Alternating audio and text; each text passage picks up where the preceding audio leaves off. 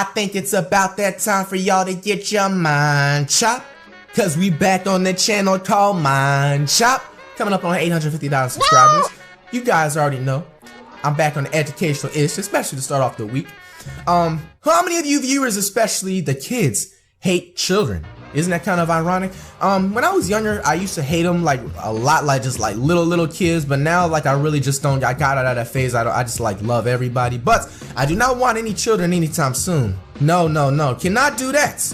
But here we have the 5 most evil children in the world, in history, not in just the world, in history. Okay, what can be so bad about these children that made them make the top 5? If you're interested in the full video, it will be down below in the description.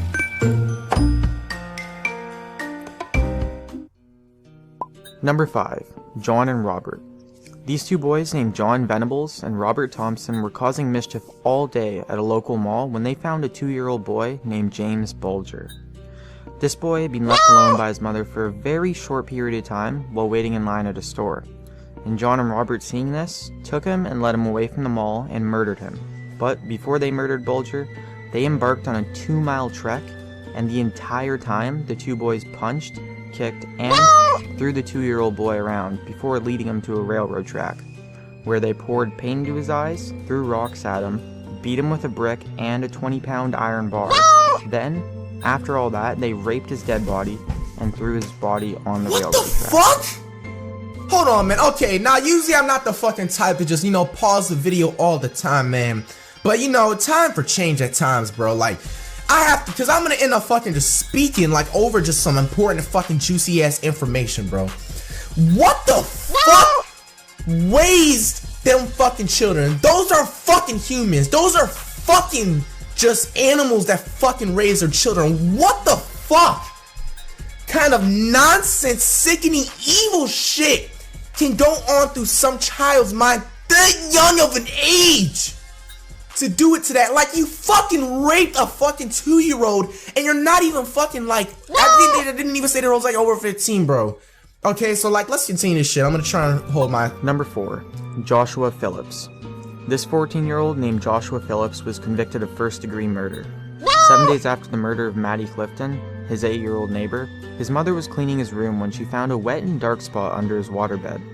Thinking it was just a leak that her son was too embarrassed to tell her about, she took the electrical tape holding the bed together off and discovered something horrendous. The body of Maddie Clifton, who had been missing for several days at this point. Joshua's explanation for all this was that he was playing with Maddie and accidentally hit her in the eye with a baseball bat, and brought her back to his room out of panic, and decided to stab her 11 times. Yeah. At his trial, the jury did not believe this story one bit and convicted him. The only reason he didn't qualify for the death penalty at the time was because he was under the age of 16. Okay. I could have fucking smoked a fucking pound of fucking weed and fucking came up with a better fucking lot of that shit, bro. This boy had the experience of a postgraduate chemistry student at the age of 14, and had very extensive knowledge about different poisons and learned all this through library textbooks. Young idolized many murderers at the time, some of them being Dr. Holly Crippen and Adolf Hitler. Unfortunately, most of his experience of using these poisons was on his own friends and family. One time, he poisoned his entire family at dinner time, and they all suffered stomach pains, non-stop vomiting, and diarrhea for days on end. Young was caught when his teacher searched his desk at school later one evening after overhearing him talking about the poisons to other classmates. She found many poisons, texts about famous prisoners, and drawings of dead men. The police were immediately called, and Young was sent to a maximum security hospital, where he kept poisoning hospital staff and fellow prisoners. Young was eventually freed from prison and kept poisoning people, but fortunately was caught not too long afterwards and got sent to prison, where he died of a heart attack. What the fuck? Number 2. TJ Lane. Here we have TJ Lane. Some of you might know who he is because a video of his trial went viral recently. He wears a shirt that says "Killer" handwritten in Sharpie on it, and he says to the families of the people he injured, killed, and paralyzed in a school shooting that the hand that pulled the trigger on his Ruger 3 to kill them masturbates to the memory of the killings, all while fingering them with a smile on his face. I never heard about this motherfucker. This trial took place in 2012, and he was sent to prison on multiple life sentences with no parole. Masturbating? But not too long afterwards, he managed to escape prison in 2014. Don't worry though, he was only out for 6 hours before being caught and sent to a maximum security prison where he spends 23 hours a day in solitary confinement. Yo, this Number man looks 1, scary as Eric shit. Smith. Holy fuck. This is Eric Smith. When he was 13 years old, he would get made fun of because of his glasses, red hair, and freckles. Also, he had ears that were different from most, which he apparently got because of epilepsy medication his mother was taking while she was pregnant. And with all this bullying, he decided to let out his anger by murdering a 4-year-old boy named Derek Roby. When Derek's body was found, they found out what Eric had done. There was evidence that Eric strangled, dropped large rocks on his head, and sodomized him with a stick. Later, a psychiatrist diagnosed Eric with intermittent explosive disorder. This condition makes it almost impossible to control your anger. Eric, to this day, is still in jail. He applied for parole in 2014, and at his hearing, he said that he was bullied and tormented by his father and older sister, and that when he assaulted Roby, he didn't originally plan to kill him, but did so to ensure nobody would find out, and that the stick inserted into Roby was to make sure he was dead.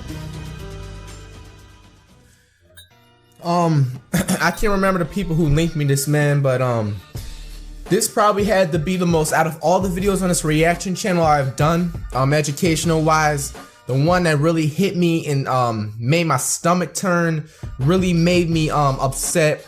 You know, I'm glad, you know, there was people with me to watch this, man, because I don't think I can watch this, you know, by myself, man. I don't think you guys would be able to either, man. I'm sorry for you guys. If shout out to y'all, you know, if you're going to sleep or it's nighttime, man. Hope y'all don't get nightmares from this shit, bro. But, you know, I blame the parents, to be honest with you, man. Especially at the end when I was just ranting about something in the beginning with the kid that you know, his parents left them at the mall and they just let ahead and let them run everything, okay? Now towards the end, the kid was getting bullied. Obviously getting bullied is no excuse for fucking, you know, plotting some big ass murder like that. But at the same time, you know, that's just a lesson to people, man. You know, you gotta stop the bullying. It's coming from his dad, you know, from other people I think they was talking about. But out of all these top 5 things, what was the most evil children in history to you guys?